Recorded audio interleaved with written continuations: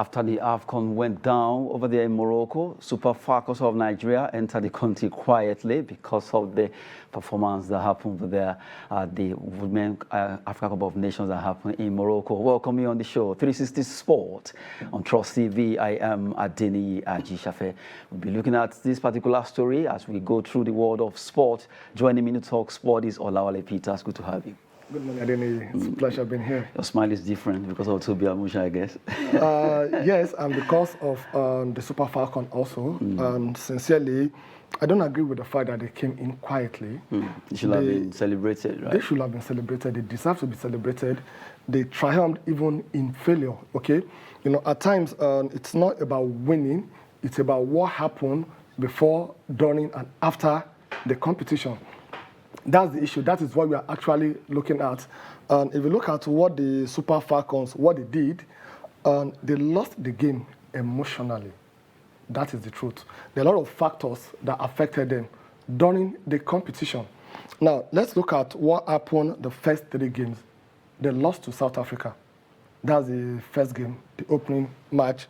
And we lost that match because of the technicality of the coach.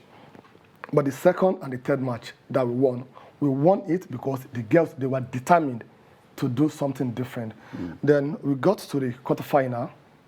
We won the quarterfinal also, not convincingly, but the struggle to win.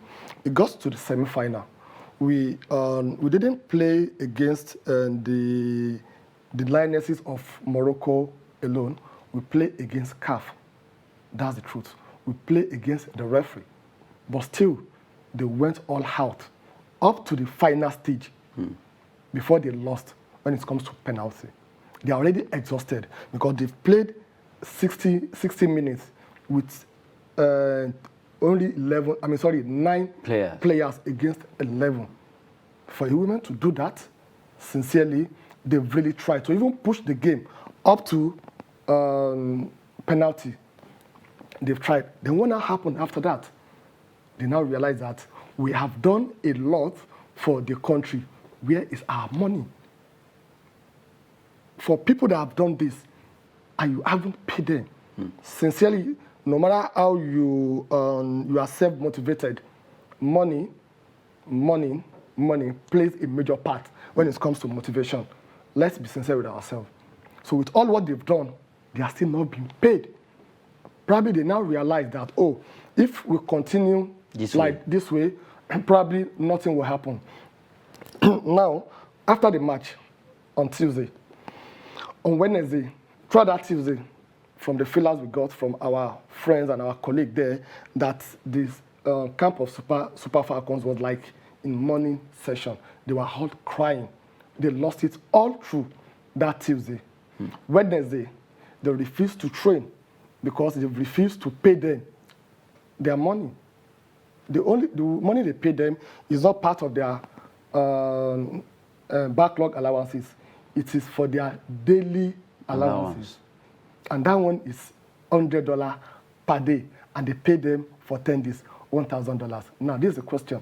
If our contingent that they normally send, they are not part of the players or the coaching crew. I'm talking about the ministers, the House of Rep members. If they are going for an overseas trip, is it $100 they pay them per day? Even we have some organization, when we are going for a training outside the country, they pay you far above $100. That's what they are paying them. Is that what they are paying the Super Eagles? So that's what they paid them. So they didn't pay them what they owed them until Thursday, when the Minister of Finance called them and assured them, we're going to pay you. Before they now went out to train on Thursday, while they played the match on Friday. So that means they are already down. And they now have a coach that doesn't have what it takes to motivate a player. Now, let's look at what happened in 2016 when Florence Omagbemi was the coach of the Super Falcons. We had the same situation in Cameroon, where they even won the competition. In fact, they withheld the trophy. They were not giving the federal government this trophy until our money is paid. Until you pay us. It's one of the reasons why Omagbemi's contract was not renewed. And we are talking about someone that have played for Super Falcons for 14 years. She won the trophy as a coach, as a player, and as a captain.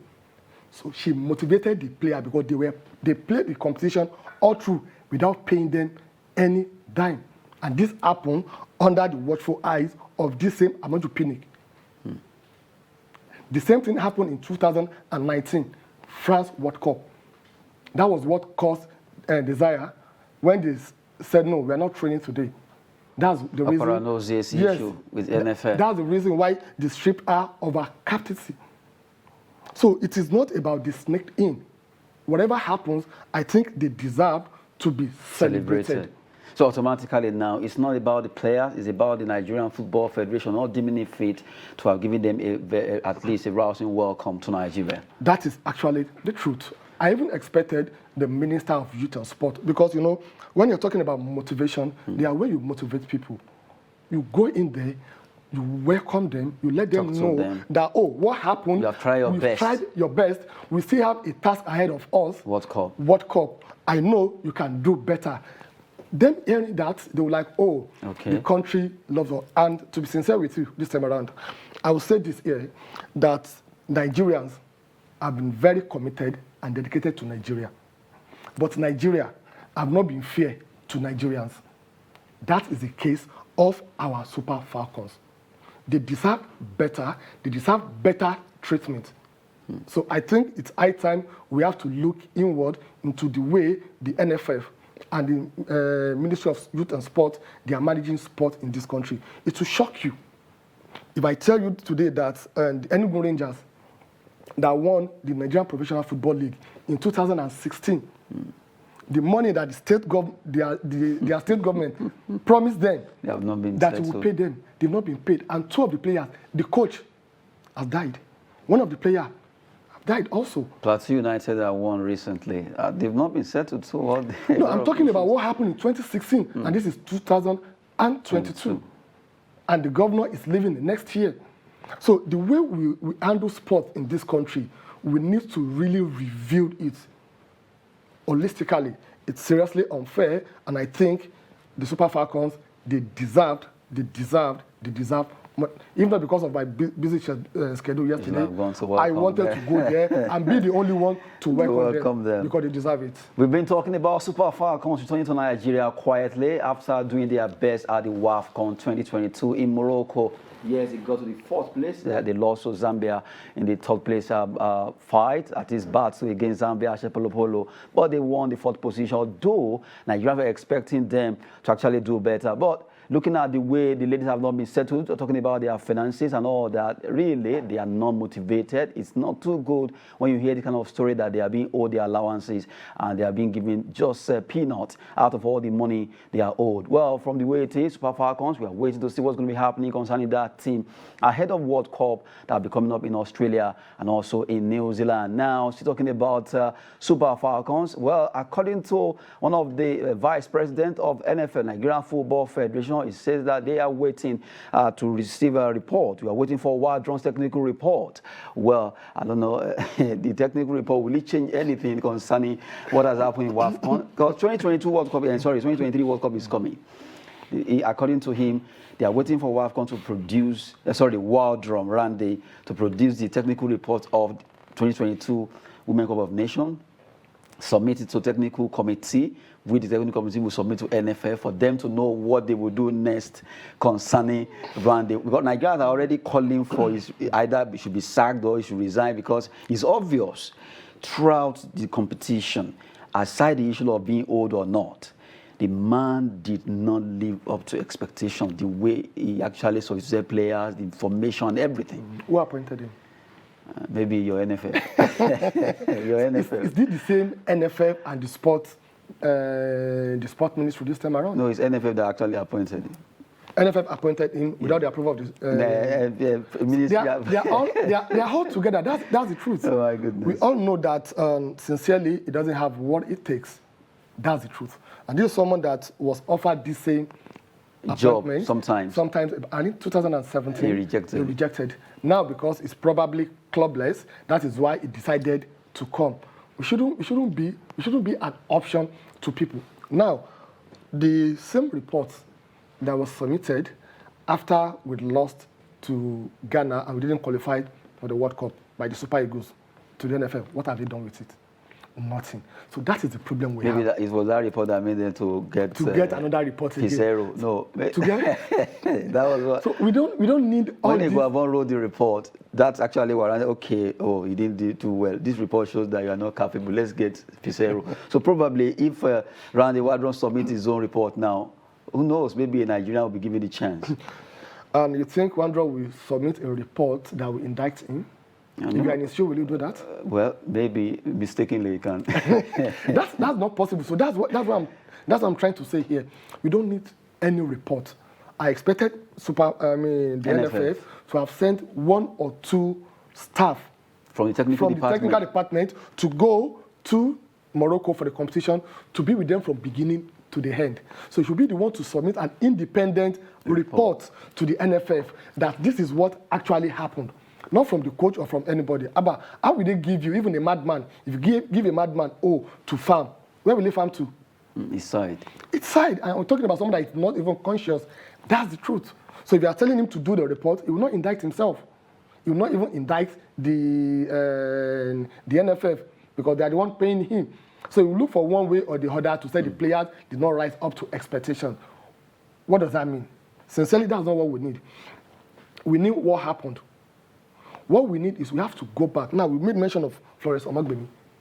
Florence Omagbemi came from Jegede Bibs. Most of our players, Messi Akide, Asisat Oshola, all of them, they came from Robo Queen, FC. We have a lot of them in this Rivers country. Angels. Rivers Angels. A lot of clubs. If we don't go back to the grassroots, to our domestic league, to pick the problem we're having with the Super Eagles by importing the foreign legs to come and play. That's the same thing that we're having in Super Falcons. And why are we having that? Because we have the NFF that so much believe in the foreign coaches. There is so much believe in paying in dollar than paying in naira by importing all these foreign coaches.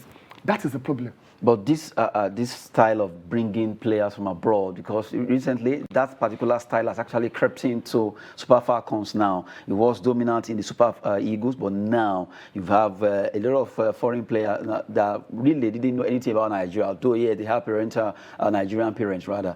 But it's getting to that level where we forget totally about our league. Majority of our players, our female players that play here in Nigeria, we couldn't even believe in one. The only one we believed, we only gave her the chance towards the end of the tournament. That's Monday, and that was the last match. We believed in her, but the coach did not believe in her. It's because she doesn't have any option. That was why she played her at the last the last match, the last game. That's the truth. So until we have our own coach. Now, let me give you an example. If you look at the coach of South Africa, the Shipolopolo, that won this WAFCON for them. Bayana, sorry. She has been with them for more than 5-7 years. She has won silver, she has won bronze for them. So it's about consistency, perseverance. You're going to get it right, to believe in you. Look at Cisse. That's Aliou Cisse, the coach of Senegalese team.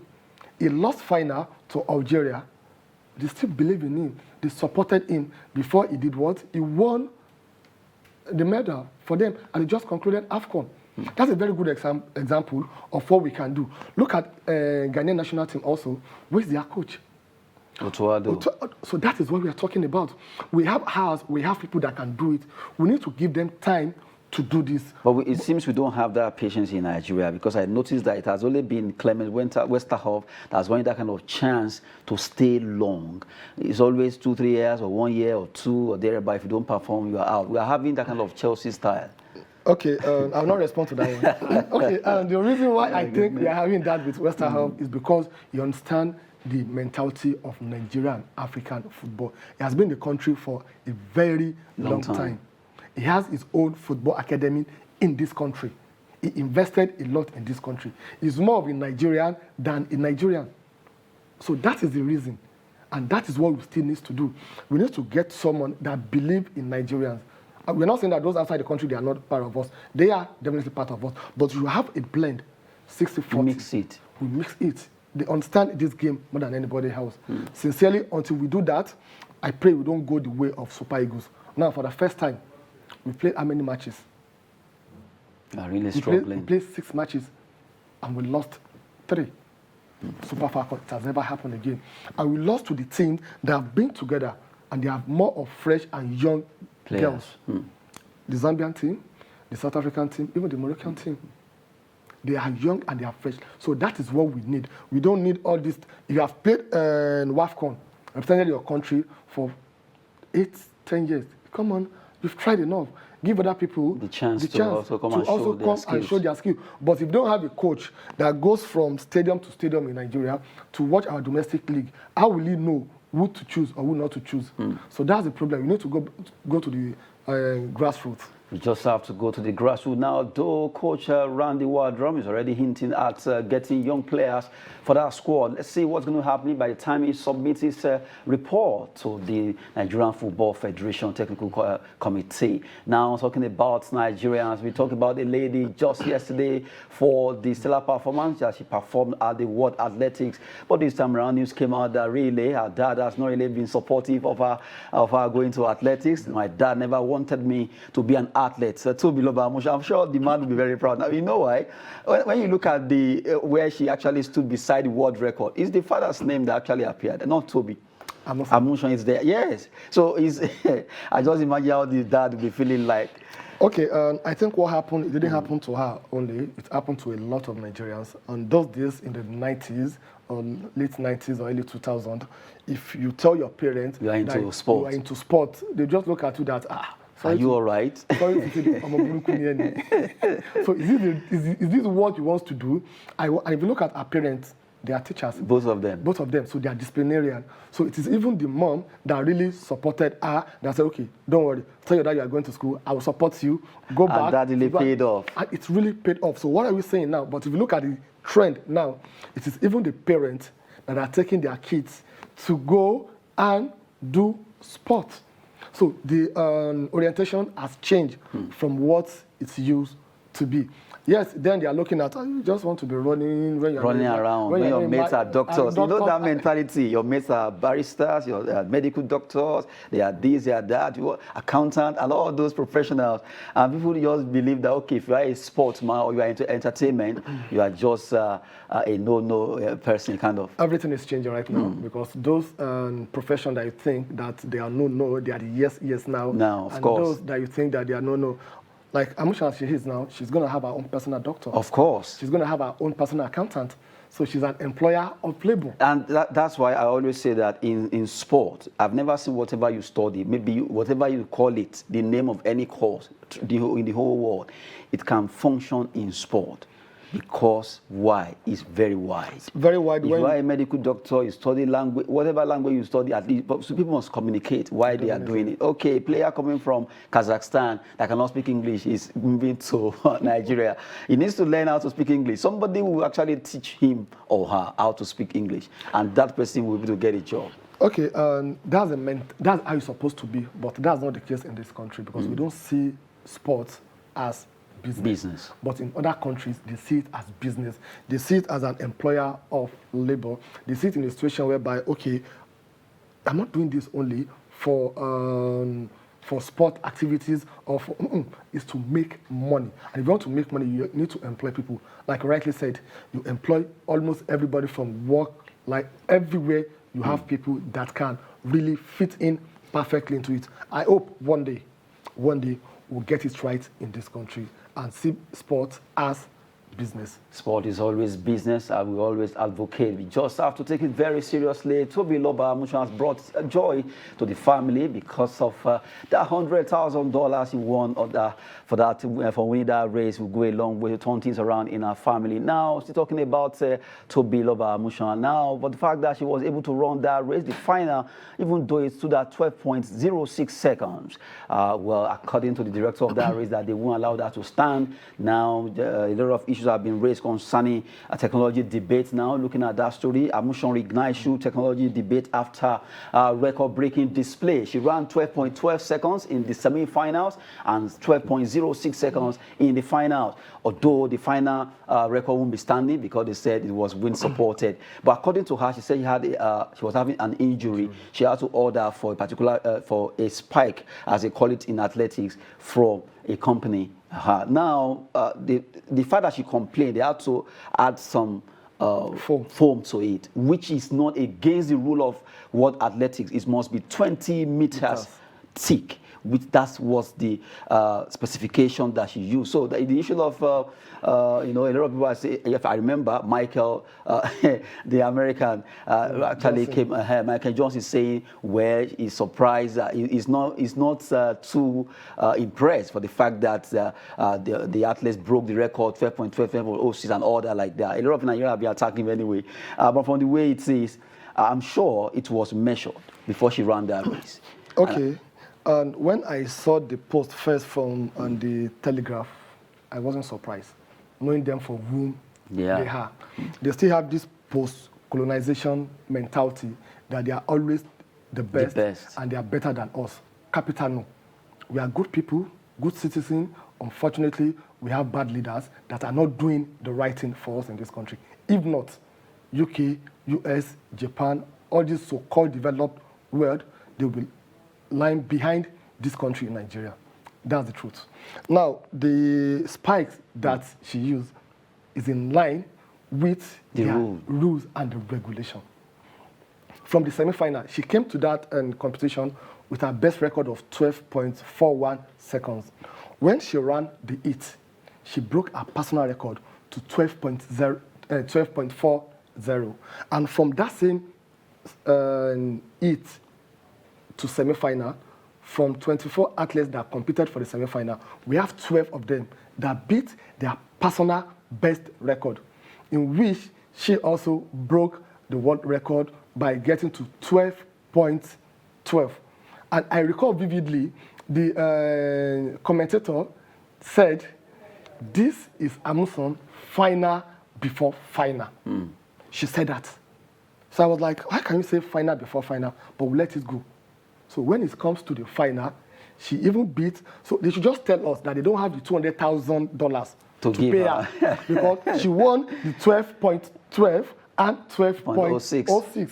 So that means they're supposed to pay her $200,000 for beating the first one and beating the second one and setting a world record within 3 hours difference. That is the truth. I think we also, when I say we, the media in this country and in Africa, we need to come into our defense so that she will not go into depression. Because I can imagine if Amusan is supposed to be maybe an American or a Jamaican, this celebration will have been... That is the point I'm making here. So we also need to come out, counter the Telegraph, what they said, and what other people like Michael Johnson is looking for relevance. So you just forget about him. Usain Bolt has congratulated her. Of course. So that is more important. So what I think they're trying to do, Commonwealth game is coming up. And I'm very sure she has what it takes to even beat She's the defending champion. Defending champion now. So probably they are doing that to, they have a way of working on our psychology. That's the truth. If you're in amateur shoe currently now, how are you going to feel? You feel a bit down. Because he was even saying, okay, he didn't see the race as being very fast. Yes. Then if it wasn't fast, how come she was able to run 12.06 or 12.12? Somebody asked a question. Kendra Harrison that ran 12.20 in 2016. How come her race stood after when they first of all showed 12.53? They later changed to 12.20. Now, it's now the turn of a Nigerian. What's all this? And another question that we should be asking them is this. They say it's because of the wind. Is she the one in control of wind? No, the shoe, the spike. They also complain that the wind also affected because the spike work with the wind technology. And that's why they are looking at technology debate, because now, as from 2024, November 1, thereabout, what athletics will be saying, they will make sure it stand by any shoe for a sprint spike. If you are running 100 meters, 200 meters, 20 millimeters. But if you are running for longer like a marathon, it will be 40.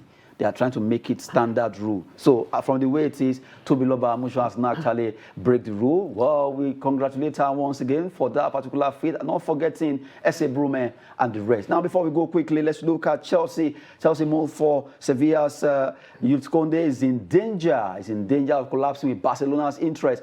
Barcelona seems to be coming from behind to also hijack this deal, and really is spinning Chelsea a lot. How do you know that it's spinning Chelsea? Because as requesters are supposed to join Barcelona and Alonso, they are blocking it. News came out that they are blocking it. They don't. If you cannot let us buy Yusuf Kounde from Sevilla, then we won't allow you to get this. The question you should be asking is, where is Barcelona that they complain that they don't have money? They are in debt. I told you they sold some TV rights. They sold some TV rights. Which TV right that they've not even started? See, let's be sincere with ourselves. There are politics in the game. That's what is going on. And I said here about a week or 2 weeks ago that Chelsea are just making noise when it comes to the transfer.